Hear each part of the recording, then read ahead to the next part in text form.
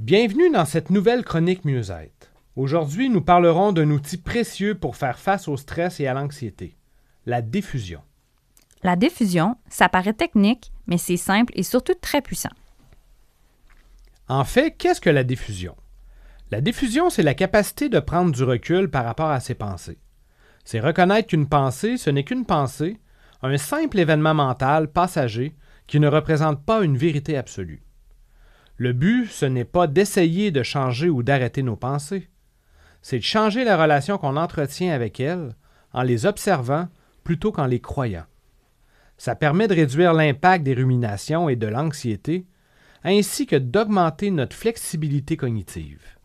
Je pratique la diffusion lorsque j'ai des pensées pénibles, mais que je sais qu'elles deviendront moins importantes.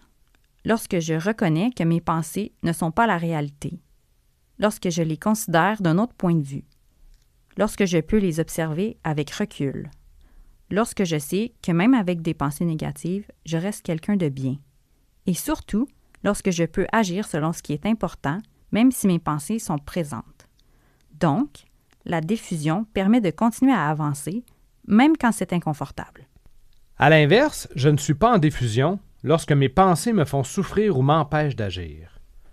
Lorsque je crois que je dois changer mes pensées ou ne plus en avoir. Lorsque je prends mes pensées pour des faits. Lorsque je réagis fortement à ce que je pense.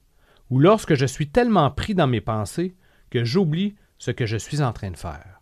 Autrement dit, quand je suis fusionné avec ce qui se passe dans ma tête. Voici un exercice pratique. D'abord, prenez conscience d'une pensée qui revient souvent. Sans jugement, ne faites que l'observer. Ensuite, demandez-vous si c'est une pensée utile, qui fait du bien, qu'elle apaise, ou une pensée parasite, qui fait souffrir. Puis créez une distance en ajoutant « j'ai la pensée que » ou « j'observe que j'ai la pensée que » ou « j'observe que ma tête me dit que ».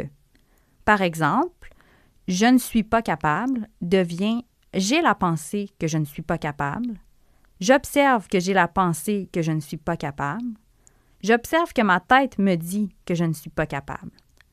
Remarquez que plus on ajoute du recul, plus la pensée perd son pouvoir. On devient comme spectateur de ses pensées. En conclusion, voici une métaphore d'Lyos Kottsu pour bien illustrer le tout. Ce n'est pas un problème de se faire mouiller par les vagues, c'est plutôt de se faire emporter par le courant. Merci d'avoir été avec nous pour cette 4e chronique Mieux-être. Pour aller plus loin, vous pouvez consulter L'anxiété apprivoisée, transformer son stress en ressources positives de Amélie Seida et Isabelle Geninet. À bientôt!